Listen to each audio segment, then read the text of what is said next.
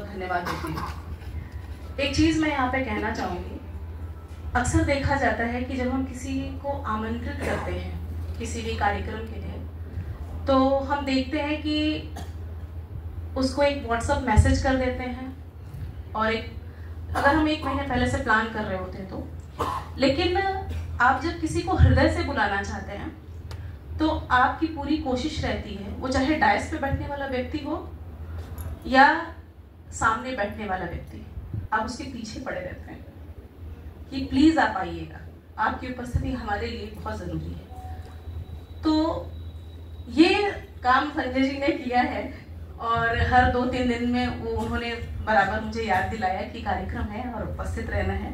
राकेश जी का भी फोन आया था, तो मैं उन सभी को बहुत बहुत धन्यवाद देती हूँ कि इतने सुंदर और हरे भरे सभागार में मुझे आमंत्रित करने के लिए और सुंदर कार्यक्रम के लिए आमंत्रित करने के लिए मैं धन्यवाद देती हूँ।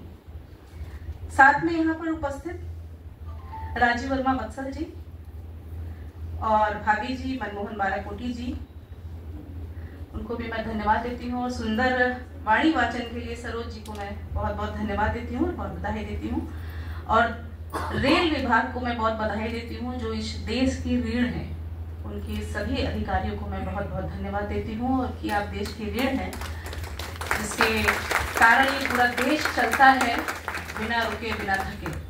और अंत में मैं नाम अंत में इसलिए दूंगी क्योंकि हमारी जो मातृशक्तियां बैठी हैं यहाँ पर, महिला बहनें जो कि हमारे परिवार की और समाज की रीढ़ हैं, आधारशिला है, मैं उनको भी बहुत बहुत धन्यवाद देती हूँ और बधाई देती हूँ।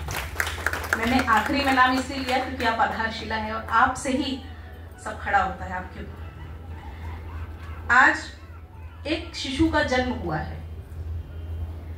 शिशु मतलब एक पुस्तक रूपी शिशु। आज मैं उस खुशी का अंदाजा लगा सकती हूँ राकेश जी के लिए कि जब पहली पुस्तक आती है किसी की, तो जो खुशी होती है वो वैसी ही खुशी होती है जब कोई पहली बार माँ बनता है या पिता बनता है। वो उसके मन की खुशी होती है। क्यों? क्योंकि एक माँ 9 महीने गर्भ में एक शिशु को पालती है, तमाम तरह की कष्ट सहती है, तमाम तरह की ऊंच नीच, बहुत सारी तरह की पीड़ाओं से गुजरती है। तो उसी पीड़ा को राकेश जी ने जब से इन्होंने लिखना शुरू किया उसको सहा है, महसूस किया है और उस पीड़ा को उन्होंने आज जन्म दिया है संवेदना के स्वर के नाम से। तो मैं उनको फिर से बधाई देती हूँ। कहते हैं कि कविता जो होती है वो भूत काल, वर्तमान और भविष्य काल का सृजन करती है। भूतकाल वो जो हम महसूस करते हैं या हमारे साथ जो बीती घटनाएं हैं उनको हम बीत चुके होते हैं, उन्हें कविता के माध्यम से ढालने की कोशिश करते हैं। वर्तमान के बारे में बात करें तो वर्तमान वो समय होता है जब हम अपने आसपास की गतिविधियों को देख रहे होते हैं, समाज की चीजों को देख रहे होते हैं कि समाज में क्या घटनाएं घटती हैं, उस पर हम कविता रचते हैं। या तो हमारी अगर दूरदृष्टि है तो हम भविष्य के लिए भी लिखते हैं कि आगे क्या होगा, क्या होने वाला है। तो कविताएं ऐसी ही रची जाती हैं। मैं कवि राकेश जी के अभी जीवन परिचय के बारे में भी पढ़ रही थी, तो उसमें मैंने देखा कि उनका जीवन भी शुरुआती दौर में संघर्षमय था और जब वो मुंबई में थे और किस तरह से उन्होंने संघर्ष किया और फिर धीरे धीरे वो फिर लखनऊ आए और फिर सभी का, आप सभी जो यहाँ पे हैं, बहुत सारे लोग सहयोगी हुए हैं उनकी सहभागिता रही है। तो यह बहुत ही कम लोगों को मिलता है कि कोई आपको आगे बढ़ाने के लिए प्रेरित करता है, क्योंकि हमेशा हर कोई किसी न किसी की टांग खींचने में लगा रहता है, ये मुझसे आगे कैसे निकल गया। लेकिन आप सभी का सहयोग राकेश जी को मिला है तो ये बहुत बड़ी बात है। तो एक ताली आप अपने लिए बजाइए।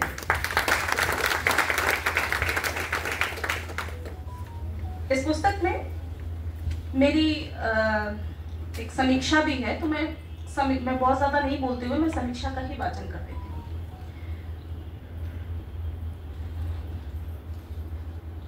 हृदय की संवेदना, संवेदनाओं के स्वर। एक लेखक के उमड़ते सहज विचार हैं संवेदनाओं के स्वर। लेखक की कविताएं किसी फ्रेम में बंधी नहीं है, हर क्षेत्र, विचार, विषय और भावनाओं को लेकर रची गई है। प्रस्तुत संग्रह विविध अनुभूतियों की काव्य रस की गंगा है। कवि संवेदनशील होता है और कविता अपने ही अंदर छुपी विचारों, भावनाओं को व्यक्त करने का खूबसूरत माध्यम होती है। पुस्तक का जो आवरण पृष्ठ है वो बहुत ही आकर्षक है। सार्थक एवं प्रभावशाली काव्य रचना वही होती है जिसमें कवि के हृदय तल की गहराइयों से निकलकर पाठक के हृदय को छूती हो। इसीलिए इसका नाम संवेदना है। संवेदना ही, अगर कहते हैं कि अगर मनुष्य के अंदर संवेदना खत्म हो जाती है तो फिर ये दुनिया नहीं चल सकती। आपकी हमारे प्रति संवेदना है, और आपकी हमारे प्रति, मेरी आपके प्रति संवेदना है, तभी हम एक दूसरे के लिए यहाँ पर उपस्थित हैं। ये संवेदना ही है। कविता में हमेशा भाव तत्व जरूर होता है। मुक्त छंद एवं छंदबद्ध रचनाएं काफी लिखी जा रही हैं। उनमें भाव प्रधानता अधिक देखी जा सकती है। इसी भाव प्रधान संवेदनशील कविताओं का संग्रह राकेश जोशी की संवेदना का स्वर है। कविताओं में जीवन के बहुत से रंग हैं। संघर्ष के साथ सकारात्मकता है। सृजनात्मकता के साथ गहन अनुभूति की सुखद अभिव्यक्ति है, जो चरमोत्कर्ष को पार करता हुआ हमारे मन को छूने को विवश करता है। कवि कहते हैं कि सच कहता हूँ यारों, ये मुझे लाइन बहुत अच्छी लगी। ये 2 लाइन है, लेकिन कितनी आशावादी लाइन है। आप ये सोच सकते हैं कि सच कहता हूँ यारों, जीवन में कोई तनाव नहीं है। सच कहता हूँ यारों, जीवन में कोई तनाव नहीं है तनाव बस इतना कि कोई क्यों तनाव नहीं है। ये कितनी आशावादी रचना है कि सच कहता हूँ यारों, जीवन में कोई तनाव नहीं है तनाव बस इतना कि क्यों कोई तनाव नहीं है। ये बहुत आशावादी कविता के साथ साथ इनकी अभिव्यक्ति, इनकी जो विचारधारा है या इनकी जो पर्सनालिटी को ये रिप्रेजेंट करता है।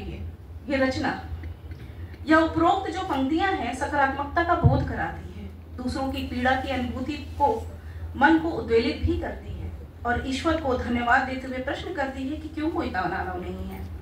अक्सर हम कविताओं में दुख, दर्द, निराशा और शिकायतों को देखते हैं।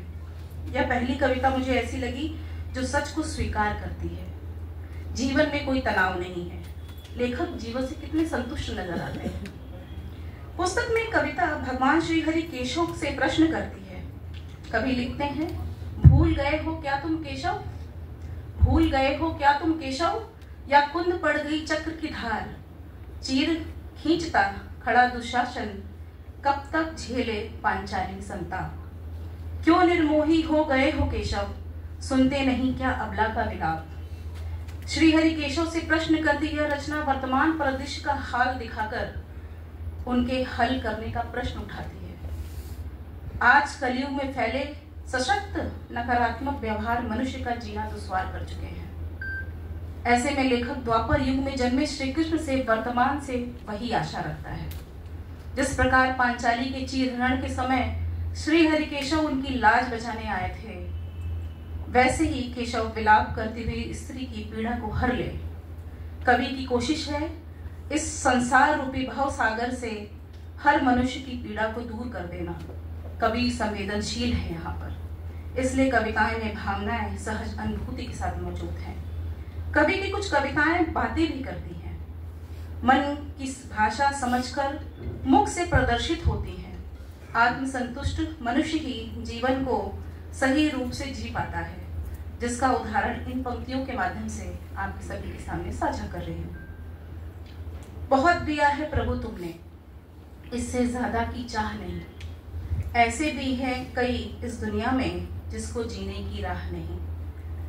कविता पढ़कर आप कह सकते हैं यह विचार एक कवि रचनाकार के मन में ही उपज सकता है। इस कविता को पढ़कर आत्मिक प्रसन्नता हुई मुझे।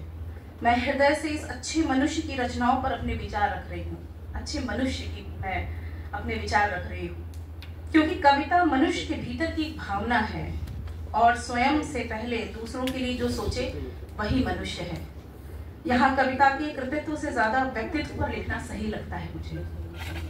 यहाँ कविता के में कवि ने अंत में स्वयं को रखा, तो आगे लिखते हैं, अंत में प्रभु देना तुम मुझको, बस बुद्धि विवेक और ज्ञान, इंसान को मैं इंसान समझूं, न आए कभी अभिमान। कविताएं कहती जाती हैं और पाठक उनके भावों को हृदय से आत्मसात करता जाता है। हर कवि हर कविता में जीवन समेटना चाहता है। परंतु यहाँ लेखक ने इंसानियत को जीवित रखने और अहंकार को समेट लेने की बात कही है। कवि ने मन की सच्ची बात को, अपने हृदय की भावनाओं को उकेरने का प्रयास किया है। राकेश जोशी जी की कविताएं भिन्न भिन्न विषयों पर है, पर छंद मुक्त है तो कई अतुकांत तो कुछ गजल के रूप में पाठकों को पढ़ने को मिलेंगी। राकेश जी की रचना है जी लो खुलकर जिंदगी है पल दो पल की, क्या होगा नहीं है खबर किसी को कल की। जीवन के विषय में गहनता से विचार करने का संदेश देती है। जिंदगी की संभावनाओं और अपेक्षाओं आकांक्षाओं पर केंद्रित यह रचना प्रभावी है। गैरों से तो मैं लड़ सकता हूँ, अपनों से लड़ने की ताक नहीं। ये कविता रिश्तों और आपसी संबंधों की भावनाओं को व्यक्त करती है। कवि ने अपनी भावनाओं को प्रभावी ढंग से प्रस्तुत किया है।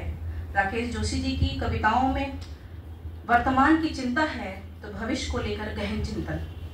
अमीरी गरीबी ऊंच नीच में बटी गहरी खाई को वह कविता के माध्यम से पाटना चाहते हैं और प्रत्येक व्यक्ति के सम्मान पूर्वक जीने के अधिकारों का वर्णन भी करते हैं। आपकी रचनाओं में बुढ़ापे का डर भी है। आपकी कविताओं की कुछ पंक्तियां इस प्रकार है। कल जब हम बूढ़े हो जाएंगे, धूमिल पड़ जाएगी नजर और पांव लड़खड़ाएंगे, आपके सहारे बिन दो पग भी न चल पाएंगे।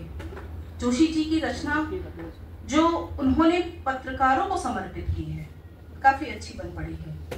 यह पंक्तियां हैं। माना कि है सच लिखना, मैंने पहनना कांटों का ताज, पर रोको ना इनको बनने से दबे कुछ लोग की आवाज। लोकतंत्र के चौथे स्तंभ के लिए यह कविता पत्रकारों के लिए संदेश देती हुई रचना है। कवि बताना चाहते हैं कि पत्रकार को अपने कर्तव्यों का पालन सत्यता के आधार पर करना चाहिए, जिससे वह लाखों लोगों की आवाज बन सके। अन्य कई रचनाएं हैं जो पुस्तक को पढ़ने पर पाठकों को आकर्षित करेंगी, जिसमें उलाहना, तिरस्कार में गुजरता बचपन, जमीन से जुड़ा हूँ, तन पर कपड़ा, फटा कुचैला, ऐसी कई रचनाएं हैं जो पाठकों को अपनी ओर आकर्षित करेंगी। कविता की भाषा शैली सहज सरल है। कविता कवि की जीवन दृष्टि एवं यथार्थ चेतना को अभिव्यक्त करती है। समाज में घटित हुई घटनाएं रचनाकार के विचारों, संवेदनाओं एवं जीवन मूल्यों को प्रभावित करती है। सामाजिक राजनीतिक दृष्टि पर राकेश जोशी ने खुलकर व्यंग भी किया है। कविताओं से खींच, रोष और चिंताएं हैं जो पाठकों से एक गठन तर्क युक्त संवाद कर अभिव्यक्त करती हैं। कविताओं में राकेश जोशी जी ने परिवेशगत स्थिति और परिस्थितियों के अनुसार शैली भी बदली है। भाषा एक हद तक औपचारिक, अनौपचारिक और तत्कालिक परिस्थिति व्यक्त करती है। जोशी जी की कविताओं में यथार्थ जीवन की अभिव्यक्ति हुई है। राकेश जोशी जी ने अपने कलम के माध्यम से जिन रचनाओं का पिटारा हमारे सामने रखा है, उसमें से विविध प्रकार के बहुमूल्य रचना संदेश आगे प्राप्त होते रहेंगे। मैं राकेश जोशी को इस सार्थक प्रयास के लिए धन्यवाद देती हूँ, बधाई देती हूँ और आशा करती हूँ कि आगे भी उनकी कलम सुखद, संदेशपरक एवं संवेदनशील कविताओं की रचना करती रहे। मैं उनके उज्जवल भविष्य की ईश्वर से कामना करती हूँ। साथ में मैं राकेश जोशी जी के माता जी को मैं आज प्रणाम करती हूँ कि उन्होंने इतने सुंदर संस्कार दिए, क्योंकि अगर वो व्यक्ति का निर्माण इतना सुंदर नहीं करती तो उनकी रचनाएं इतनी सुंदर नहीं होती। बहुत बहुत धन्यवाद।